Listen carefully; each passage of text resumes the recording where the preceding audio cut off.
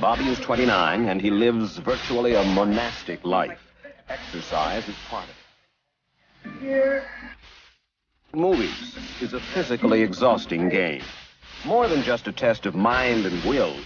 It is a contest. Bobby Fischer pecatur paling kontroversial sejagat.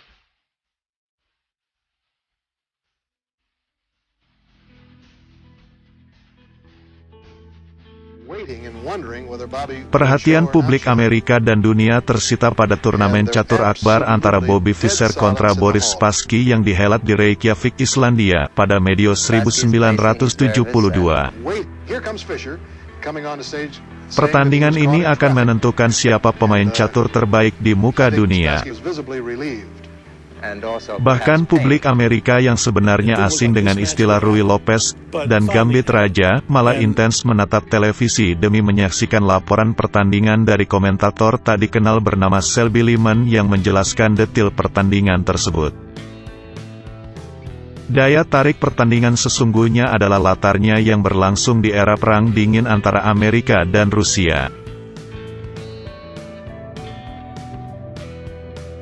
Orang Rusia sudah unggul duluan saat meluncurkan Yuri Gagarin ribuan kilo ke atas langit. Dan kendati Neil Armstrong adalah Homo sapiens pertama yang menginjak bulan, tapi di arena papan catur, Rusia mendominasi norma juara dunia 15 tahun tanpa henti. Fischer ibarat prajurit yang dimajukan ke medan tempur untuk menghadapi Spassky, lelaki harismatik dari Leningrad. Siapa sebenarnya Bobby Fischer? Pecatur kontroversial itu dilahirkan dengan nama Robert James Fischer di Chicago tanggal 9 Maret tahun 1943. Ayahnya Gerhard Fischer, seorang ahli fisika kelahiran Jerman. Ibunya Regina Wender, warga Swiss keturunan Yahudi. Sebuah perpaduan yang janggal, mengingat di era Holocaust orang-orang macam Regina jadi buruan serdadu Nazi untuk dilenyapkan. Pasutri itu pindah ke Amerika, namun bercerai saat Bobby Fischer berusia 2 tahun. Regina kemudian membesarkan Bobby dan kakaknya Joan seorang diri. Saat sang adik berusia 6, Joan menghadiahkan satu set papan catur dan bidak-bidaknya sembari mengajarkan gerakan dasar. Dari perkenalan ini, Fischer maklum bahwa pion hanya melangkah satu kotak ke depan, ratu yang lebih istimewa dari benteng dan menteri hingga gerakan kuda yang paling istimewa dari kesemuanya. Ketika umurnya menanjak 8 tahun, Fischer bergabung dengan klub catur Brooklyn dan di usia 12 tahun, tak ada satupun pemain di klub itu yang bisa menandinginya. Saat ABG lainnya masih asyik nongkrong dan mengenal cinta monyet, Fischer malah dengan dinginnya sudah dijuluki pembunuh berpakaian corduroy. Sejak saat itu, kutip Guardian, tidak ada yang mengganggu obsesinya pada papan dan bidak. Fischer bermain sambil makan.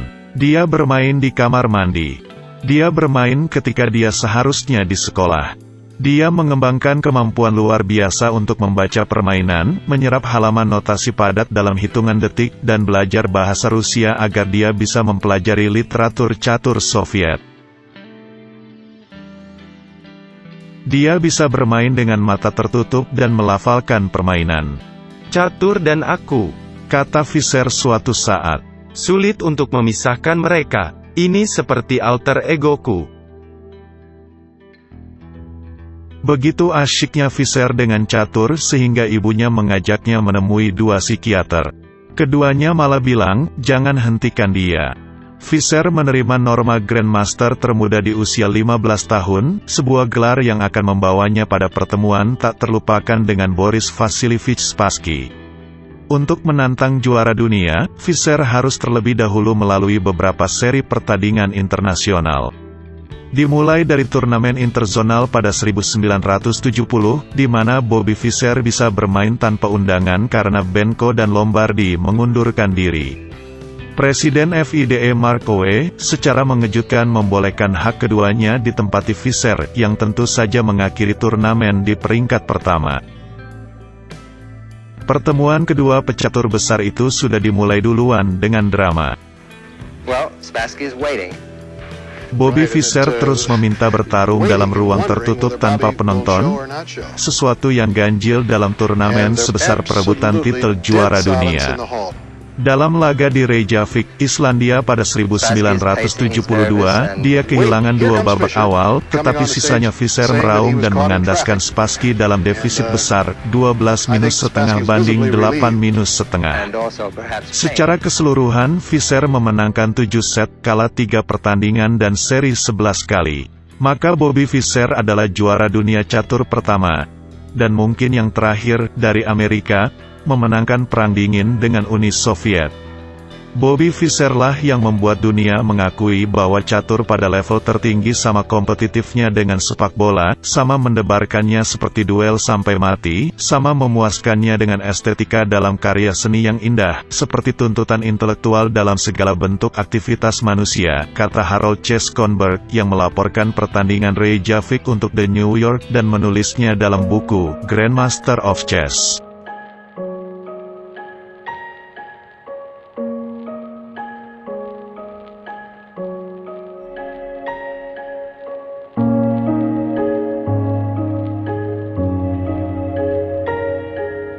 Sang Grandmaster tutup usia pada usia 64 tahun.